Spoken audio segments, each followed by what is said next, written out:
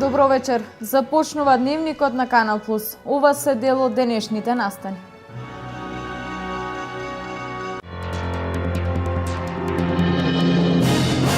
Започнува летното сметање на времето. Од 2 часот наутро се поместува за 1 час напред. Стрелките поместете ги на 3 часот.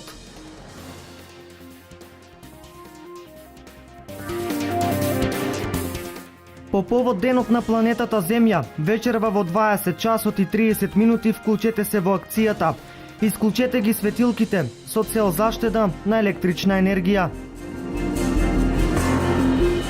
Сите корисници на општествени станови и оние кои се со ниски примања и поседуваат станови, до 31 март треба да поднесат барање за купување на истите станови.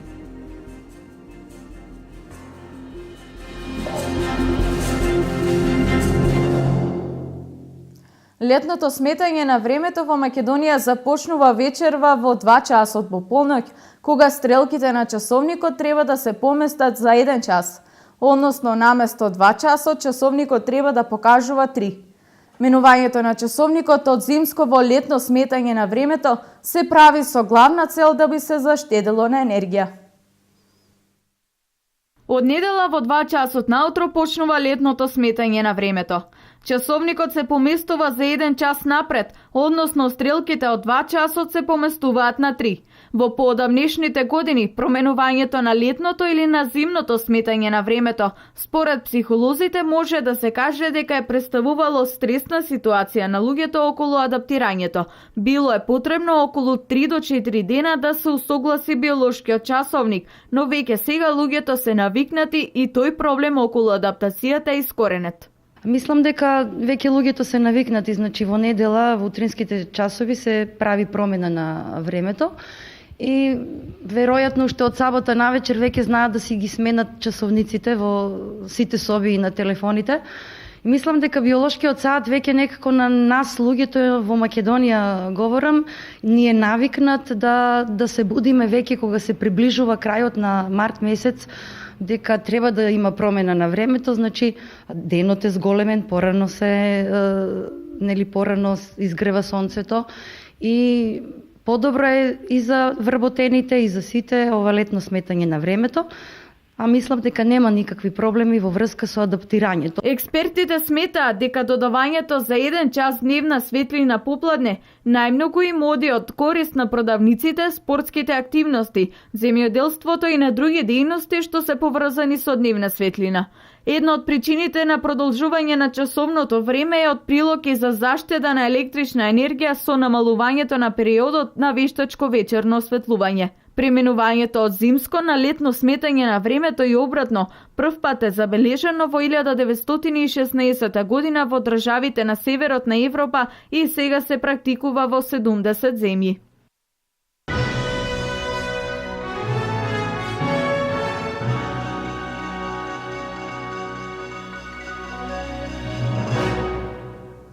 Со започнување на летниот режим на временското сметање ќе има промена и на часот за паркирање на автомобили. Времетрењето на паркирањето ќе се продолжи за 1 час повеќе. Со започнувањето на летниот режим на временското сметање ќе има промена на режимот на паркирање, односно ќе биде продолжено се до 19 часот, досега беше до 18 часот и треба да се прилагодиме према таа одлука од Советот.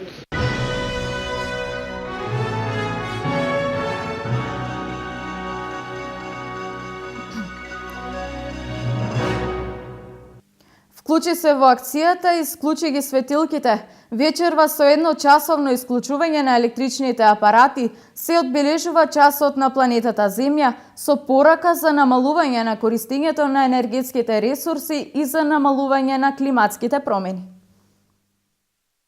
Веќе 6-та година поред младинскиот клуб Штип се приклучува кон акцијата Исклучете ги светилките по повод часот на планетата Земја. Со состанок под свеки, членовите на оваа организација се собираат во нивните канцеларии и ги исклучуваат сите светлосни апарати. Младинскиот клуб со порака до граѓаните вечерва во 20 часот и 30 минути, па до 21 часот и 30 минути да им се придружат во спроведување на акцијата која има еколошки карактер, да ги исклучат светилките во период од 1 час, бидејќи така ќе се овозможи заштеда на енергетските ресурси и намалување на климатските промени. Вклучете се во акцијата, издржете 1 час без енергетска светлина. Лицата пак кои имаат деловни објекти, вашите светлосни излози исклучете ги, секако добивката пред се на самите вас, а потоа за другите потреби. Оваа акција се спроведува во 162 држави во светот и во голем број светски метрополи.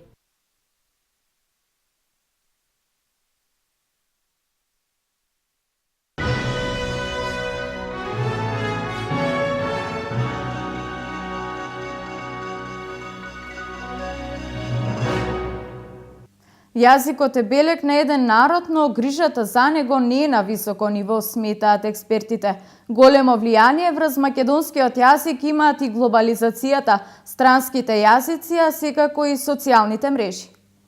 Јазикот е белег на еден народ и е најсилниот културен и национален идентитет на секој поединец.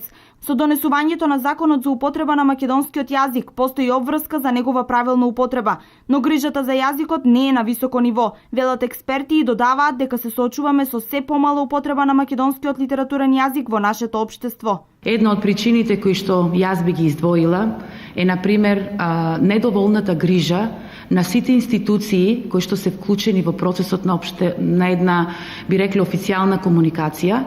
Тука ги подразбирам сите оние институции, како што се не само образованието, како што е судот, како што се општествените функции и така натаму, кои што и водат малку грижа околу јазикот. Понатаму тука би ги броила медиумите, кои што се можеби најповикани после образованието за да го сочуваат и да го негуваат убавиот македонски литературен јазик. Втората причина која што оди на штета на јазикот се секако социјалните мрежи. Не нивното постоење како начин на една социјална комуникација, напротив. Значи, јас стојам на ставот дека секоја социјална мрежа е еден добар начин за комуникација, меѓутоа, она што е негативно во таа претерана употреба на младите од социјалните мрежи е напуштањето на стандардната норма на изразување, па дури и на пишување. Глобализацијата наметна големо влијание на англискиот и врз македонскиот јазик, а секако овде голема улога играат и социјалните мрежи.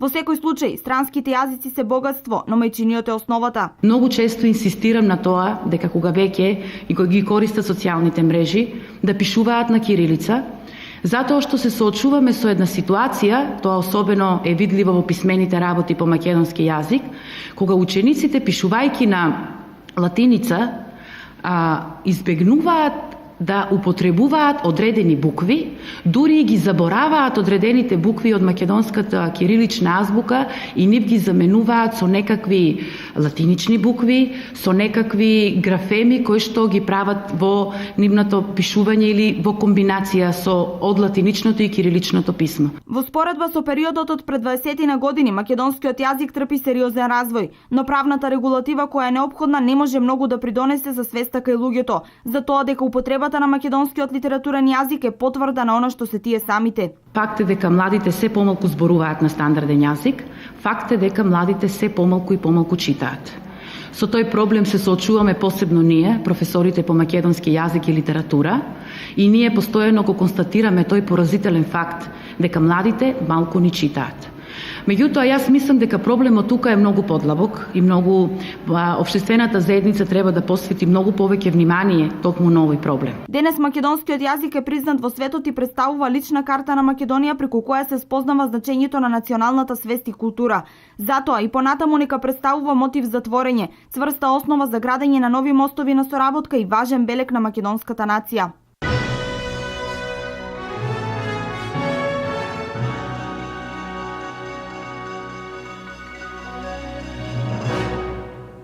Одржан хуманитарен концерт за помош на социјалното семејство на Киеви од село Вирче Делчевско. Воедно во склоп на овој проект на ПИХАВЕ, младите се едуцираат секогаш хуманоста да им биде доблест.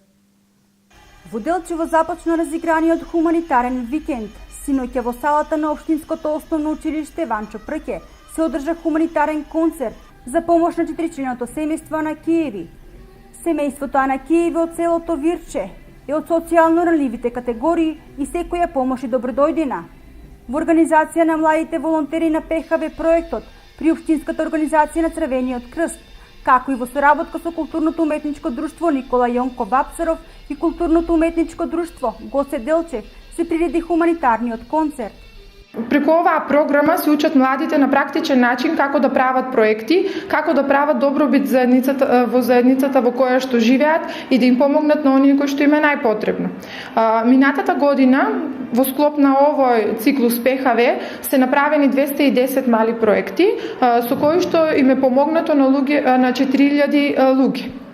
Дека хуманоста нема граници, покажа големиот број на граѓани кои синоќа се приклучија во хуманитарната мисија за собирање средства за семејството Анакиеви. Знаејќи дека во светот постои голема и тешка економска состојба и додека едни се борат да си ги подобрат своите екзистенционални услови, други не може да си ги дозволат ниту оние неосновните, не очекувавме голема посетеност на настанот. Но за наша среќа, граѓаните на општина Делчево масовно се вклучија во овој проект и насмеа многу лица. Собраните парични средства од концертот ќе бидат донирани до семејството Анакиеви, а освен денес и утре, вратите на Црвениот крст ќе бидат отворени во прибирање на топла облека и обувки наменети за социјално ранливите семејства во општина Делчево.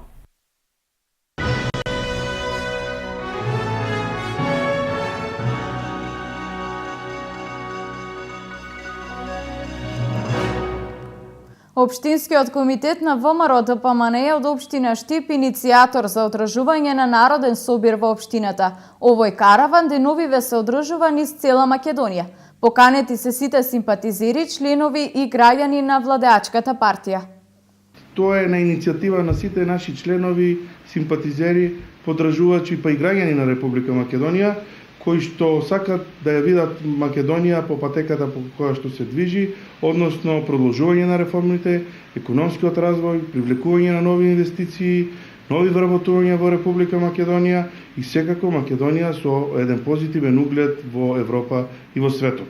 Гостувањето на премиерот ќе биде во 13 часот во спортската сала Јордан Мјалков во недела на 29-ти.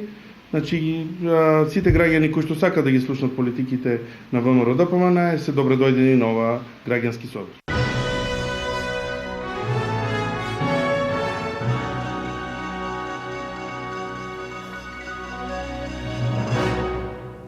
Сите корисници на општествени станови и оние кои што се со ниски примања и поседуваат станови до 31 март треба да поднесат барања за купување на истите. Наведените да немаат собственост од деловен простор на куќа или стан на територијата на Република Македонија. Корисниците на општествените станови и корисниците на становите за лица со ниски приходи на кои им беа доделени 2001 година до 31 март треба да поднесат барање за купување на становите. Со измените на Законот за домување на корисниците на општествени станови кои немаат поднесено до сега барање за купување до Министерството за транспорт и врски, односно може да би биле одбиени поради тоа што во претходниот период законот бараше дека може да поднесе барање за купување само оној кој ги има и двата оригинални документа, и актот на додела и договорот за користење. Сега со измената еден од овие документи во оригинал е доволен да лицето поднесе барање за купување на станот. Значи 31 март треба до 31 март треба да поднесат барање до Министерството за транспорт и врски, односно барање до нас од овие лица со користат станови за ниски приходи FP1340 програмата. Мислам дека успешно ќе се заврши тоа, оние кои имаат сепак намера да купат, доколку не, тогаш ќе има, или доколку бидат одбиени, ќе имат можност до 30 јуни да поднесат барање за склучување на договор за закуп. Значи мора да се обноват и договорите за закуп. За граѓаните да го запазат рокот, стамбеното, односно придружницата во Штип ќе биде отворена во сабота и недела од 10 до 14 часот попладне, каде присутно лице ќе им објасни на граѓаните доколку нешто не им е јасно со поднесување на барањата. Најважно за сите граѓани кои поседуваат некој од наведените станови е да немаат собственост од деловен простор, куќа или стан на територијата на Република Македонија. Оние кои во меѓувреме се здобиле со таква имовина нема да бидат во можност да купат ниту да склучат договор за закуп.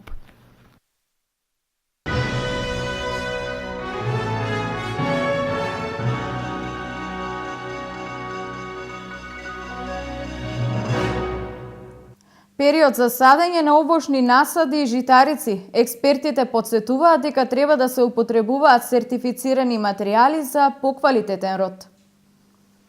Во изминатите неколку години дојде до експанзија на површините со овошни насади во источниот дел на државата. Се подигаат плантажи со вишни, ореви, кајсии, сливи, кои се набавуваат од семенарски фирми со сертификати, но и од пазарот каде што се нудат од различни производители. Земјоделските стручњаци со препорака до оние кои планираат подигање на нови површини. Со оглед на тоа дека и преку посадночен материјал се внесуваат и вирусни заболувања, бактериски заболувања кои подосна за некоја година може да доведе до целосно гинување на насадот или на некој поединечно стебло, што за корисникот е од најголема важност. А се може да надокнади, меѓутоа времето кое што е веќе изгубено, неповратно не може да биде надоместено. Но треба да се внимава и на првиот практичен чекор, садењето. Треба да биде со длабочина најмалку бар 50 сантима, бидејќи со тоа да калемот каде што е калемена да биде затрупан со земја. При ова треба да не се запостават задолжителните мерки на заштита кај оние кои веќе се насадени и се наоѓаат во фаза на цветење. Влажното време погодува на развојот на различни болести и штеточини. Треба да биде извршено откако венечните ливчиња ќе паднат од цветот, никако да не се врши третирање за време на полното цветење. Бидејќи препаратите се од втора и трета и некоја подоснежна група на отрови, а тие се штетни за пчелите, без кои опрашувањето ќе биде во значителна мера пократко, а се разбира само тоа и квалитетот на плодовите ќе биде помал. Инаку тенденцијата на зголемување на површините е резултат на обезбедениот откуп на одредени видови овошје, како што се вишните, оревите, кајсиите, сливите и праските, како и субвенциите кои државата ги доделува по единица површина подигнат нов насад.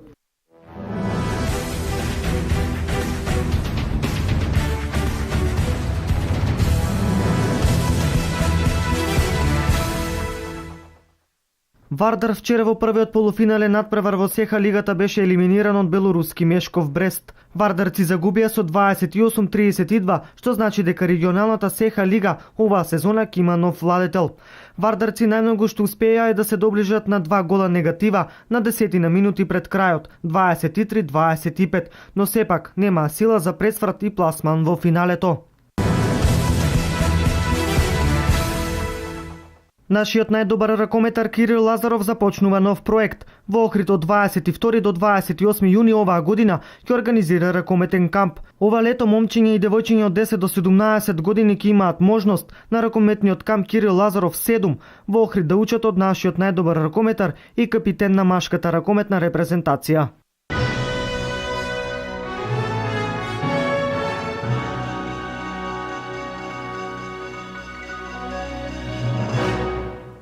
Ово беше се во Дневникот на Канал Плюс. Ви благодарам на вниманието и имајте пријатна вечер со нашата програма.